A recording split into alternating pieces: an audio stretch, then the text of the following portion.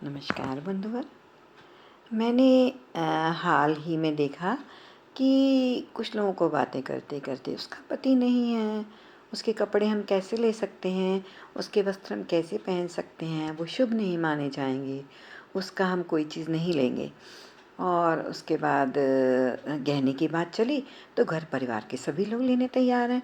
उनके कितना bank balance है, उनके पति छोड़ के गए हैं, उनके गहने हैं, तो बहुएं भी घर की और घर के लोग भी उम्मीद रखते हैं कि उनको मिल जाए।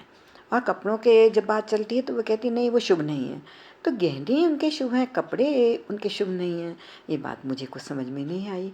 मेरा ऐसा मानना है कि विधवा स्त्री जिसका पति नहीं है, उसके ऊपर तो दुखों का पहाड़ टूटा है और उसने कितने कष्टों का सामना करना पड़ेगा। दुनिया में पति से दूर होना, कितने बड़े पापों का, पूर्व जन्म के अपराधों के वजह से उसके साथ ऐसा हुआ है।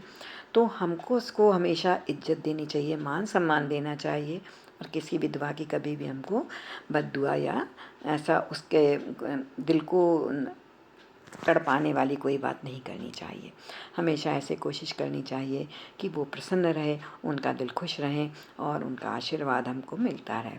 क्योंकि उन पर जो दुखों का पहाड़ टूटा है उसमें उसकी कोई बराबरी ही नहीं है। उसने एक एक आंसू, एक एक पल कैसे गुजारा है, पति के बिना कैसे जिंदा है, ये सिर्फ उसका दिल ही जान सकता, हम लोग उसको नहीं समझ सकते।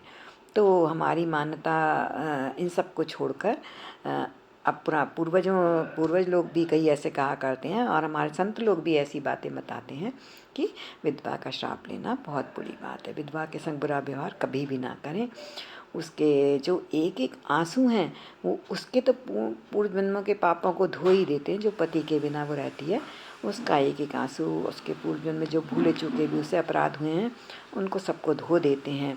और वो एक बहुत बड़ी अच्छे सदाचार, एक संत के समान उसके विचार हो जाते हैं और वो एक संत बन जाती है। तो उस संत का आशीर्वाद हमें ज़रूर लेना चाहिए और हमेशा उसकी अच्छी बातों को सेवा करनी चाहिए और उम्मीद करनी चाहिए कभी हम उससे बुरा ना बोलें, कभी उसके कोई पाप अपराध, उसके अपराधों वाली बातें उससे नहीं करें, उसकी हमेशा इज्जत करें, उसके हमेशा अपने से अच्छा माने, पूर्वजों की तरह ही माने। क्योंकि सोचिए वो इतने दुखों को झेल झेल के वास्तव में एक संत का रूप ले लेती है। और संत लोगों के लिए हम कितना कहते हैं कि संतों ने हमसे ये कहा तो हम उसका माने। संतों के हम चरण छूते हैं, संतों का हम मान सम्मान करते हैं, आदर करते हैं, संतों की हम हमेशा इज्जत करते हैं। तो आप हमेशा यही समझें कि आपके आसपास या पहचान में या कहीं भी कोई ऐसी स्त्री है जो अपने पति को खो चुकी है, तो हमेशा कोशिश करें कि हम उसकी इज्जत करेंगे, हम उसका मान सम्मान करेंगे और उसकी बातों को कभी कुछ गुस्से में बोल भी देगी तो हम उसको अनदेखा कर देंगे। क्योंकि उसके दुखों की कभी आप सोच कर देखें कि उसने अपनी ज़िंदगी में क्या खोया है और अपने जीवन को वो कैसे जी रही है। तो हमें उसको कभी भी कष्ट नहीं देना चाहिए, उसकी बातों को कभी भी ध्यान नहीं देना चाहिए। कभी अगर कोई बुरा बोल दे तो उनको भी हमें संत वचन सुनकर क्षमा कर देना चाहिए। हम संतों के वचन को कितना मान सम्मान देते हैं, पालन करते हैं और हर समय उनको, उनकी आज्ञा को अपनाने के लिए तैयार रहते हैं कि उन्होंने क्या कहा और उनका मान सम्मान करते हैं। इसी तरह हमेशा किसी भी स्त्री का मान सम्मान करें। ऐसा नहीं कि वो हमारे रिश्ते में ही हो या हमारी कोई लगती हो, हमारी रिलेटिव हो, तभी हम उसका सम्मान करेंगे। कहीं भी कोई मिले तो कोशिश करें उसके लिए, अगर हम कुछ मदद कर सकते हैं तो करें। मीन्स उसके कुछ लेना चाहें तो उसके दुख लें। वैसे तो दुख कोई भी किसी के लेना नहीं चाहता, मतलब दुख में अगर भागीदार बन पाएँ उसके तो बने, उसके किसी भी तरह का कष्ट दूर कर सकें तो करें, पर कभी भी उसके संग बुरा ना बोलें, बुराई ना करें और उसका मन दुखी ना करें। यही कोशिश रहती है। उसका मन को हम 2 पल अगर शांति दे सकते हैं तो दें और उसके दुखों को किसी भी तरह से कम कर सकते हैं तो करें।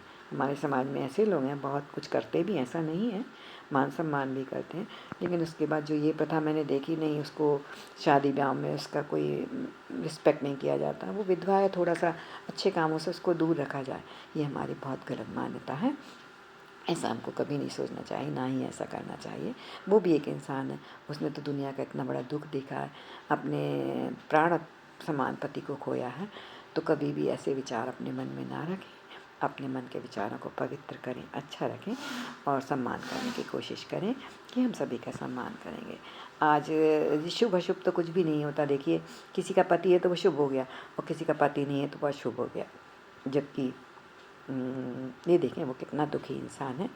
और ऐसे मन की धारणाओं को प्राचीन जो अगर कहीं लिखी, ग्रंथों में नहीं लिखी हैं, अगर कभी हैं भी, मान्यता भी आपने सुनी भी है, तो उसको अनदेखा करें और सम्मान करें, इज्जत करें। और यही मेरी एक सीनियर होने के नाते सभी से प्रार्थना है, उम्मीद है कि जो अच्छे काम है वो हमेशा करना चाहिए। धन्यवाद। जय श्री राम।